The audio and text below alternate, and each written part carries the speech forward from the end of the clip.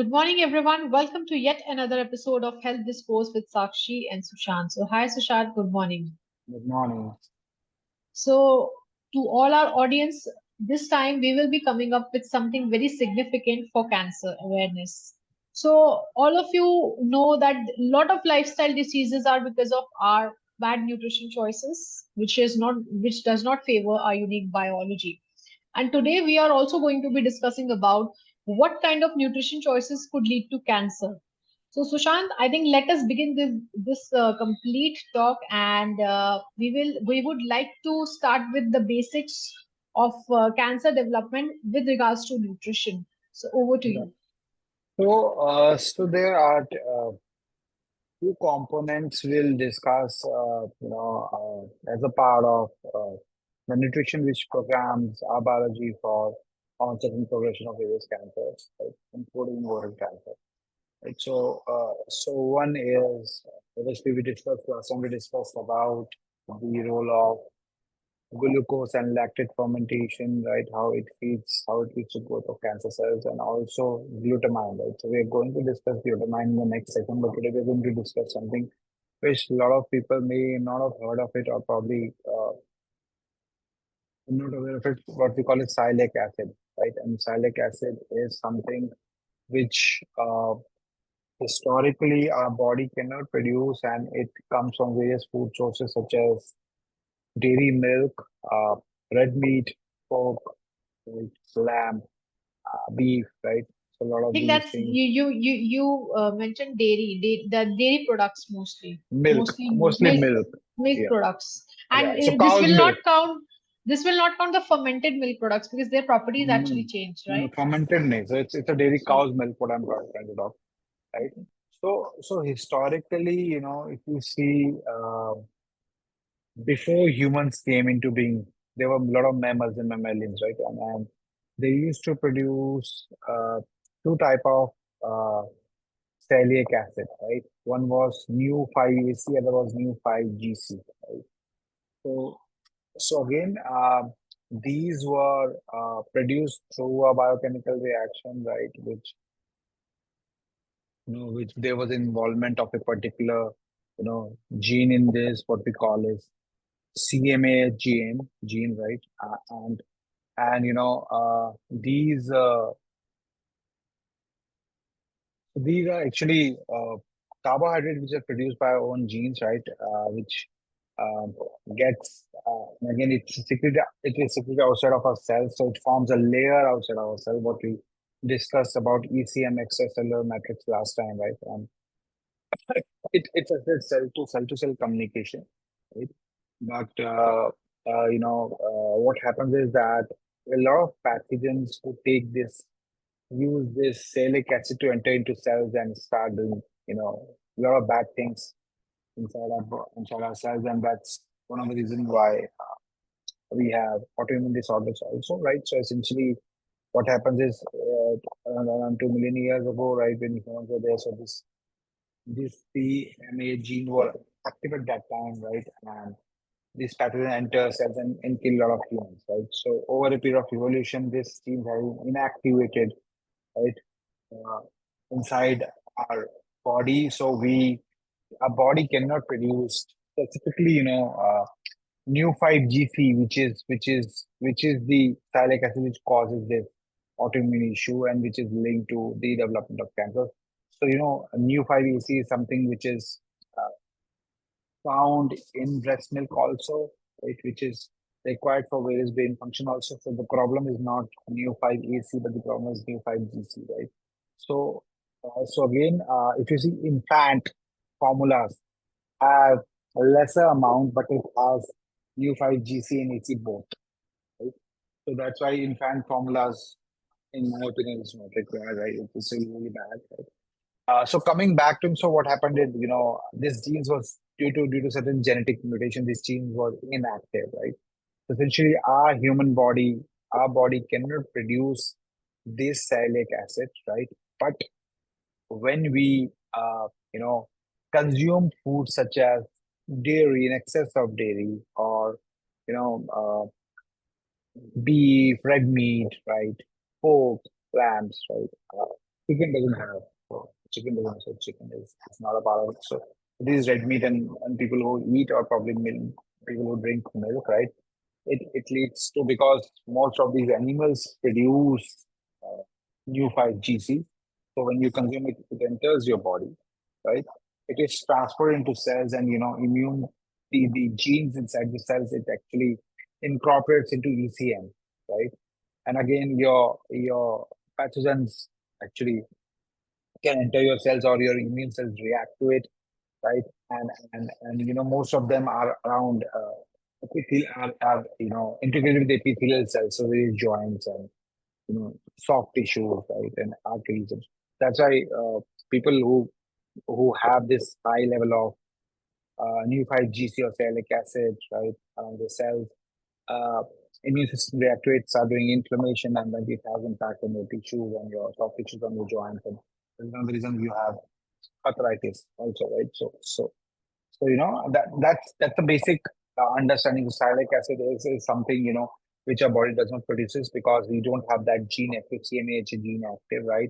And that's a good thing. But obviously when we're consuming too much of these foods, right, which is really bad, because this salic acid really bad. It can trigger inflammation. It can lead to immune system overactive.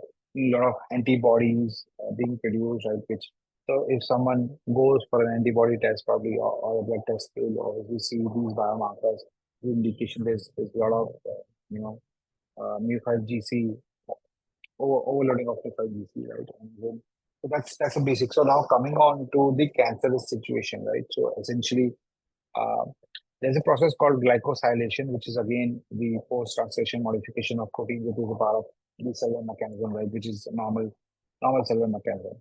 Right?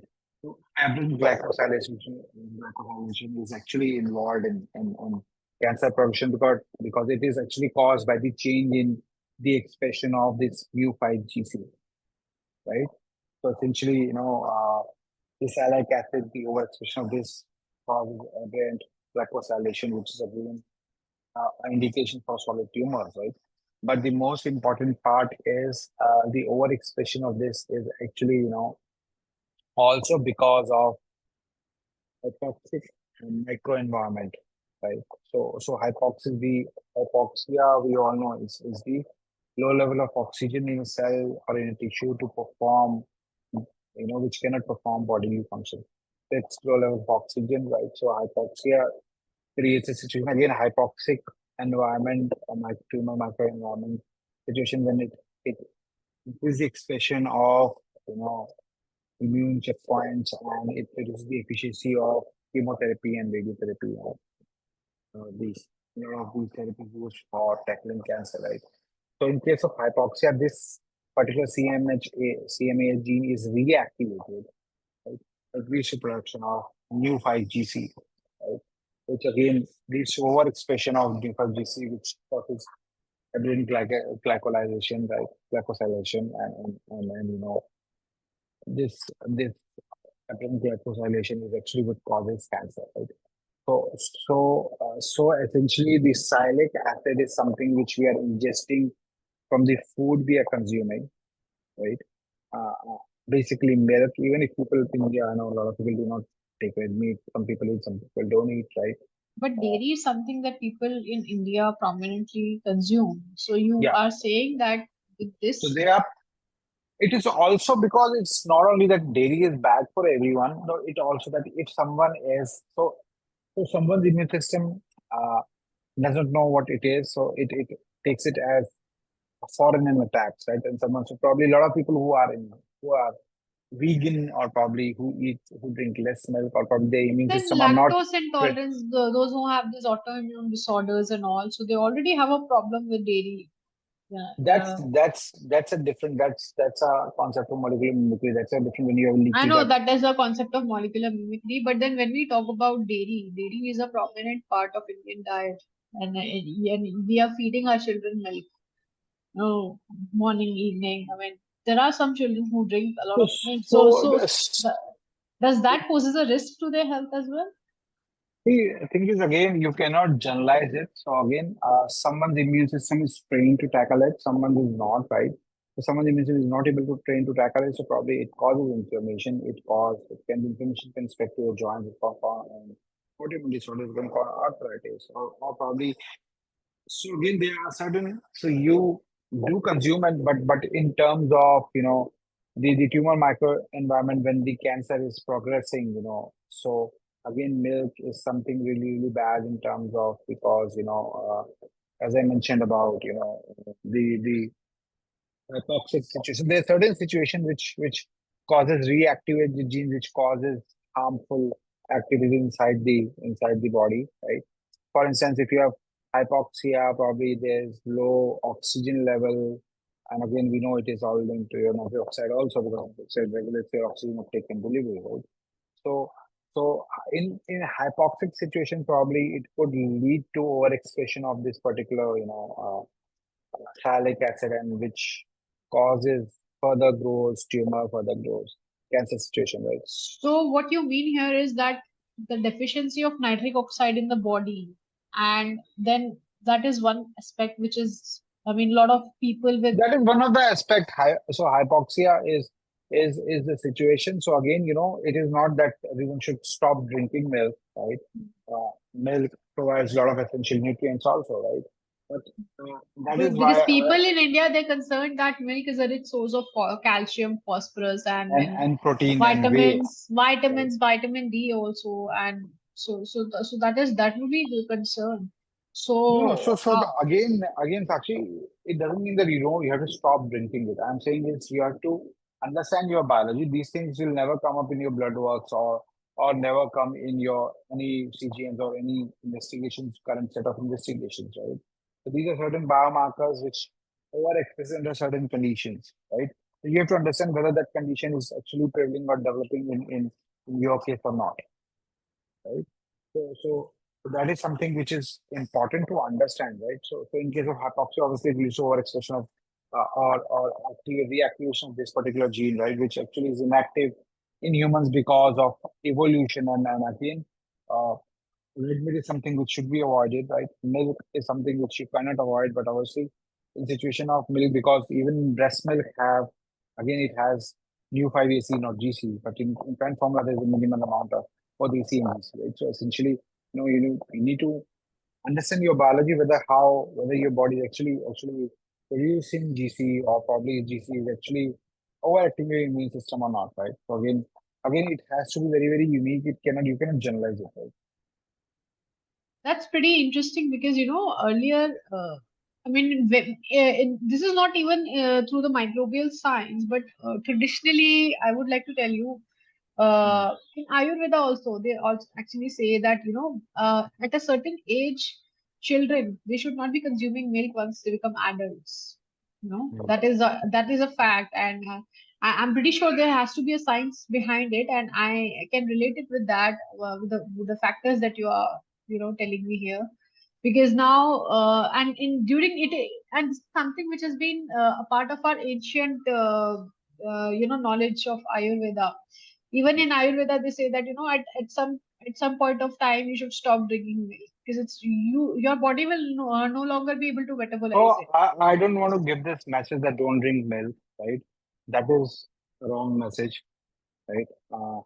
The idea is actually to basically understand, that we have to understand our biology, right? Whether it is really, really, actually, if that is actually working or not, right? So probably if we have these brain glycosylation happening, or there's a hypoxia environment which is overactive with this gene, probably that could, uh, you know,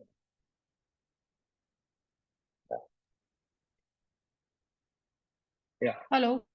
yeah, yeah, yeah, Sorry. Yeah, please yeah. continue. So I was saying that it's not that I don't want to give a message that you should not drink milk, right? So it's again depends upon an individual's biology. It is not about saying that stop drinking milk. So again, you have to understand your biology, whether you have certain situations which is moving you towards cancer, or your immune system is overactive, your immune system not trained to actually recognize this, and immune system consider this specific molecule as foreign and start attacking your own cells, right? And that's how it is not for someone. So probably we drink milk twice a day, right? You and me, we know we drink milk twice a day. We don't have such issues, right? Essentially, but again, milk is dairy is one of the aspects, right? And if your body is already dysregulated, probably this will cause problem for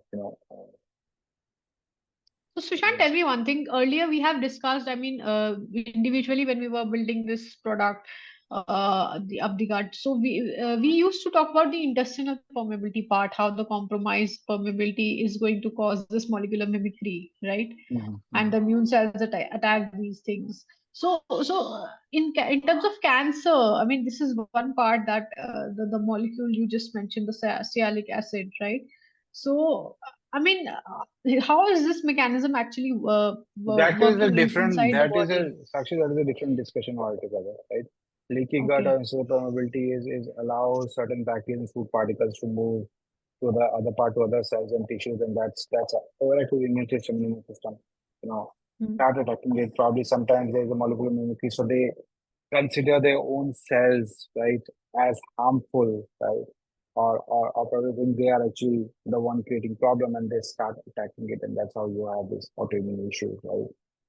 Similarly, in case of, arthritis, in case of sialic acid, immune cells becomes overactive, right? And it start doing inflammation to every parts of the body. And it's non-immunogenic. So it is very low grade chronic inflammation, right?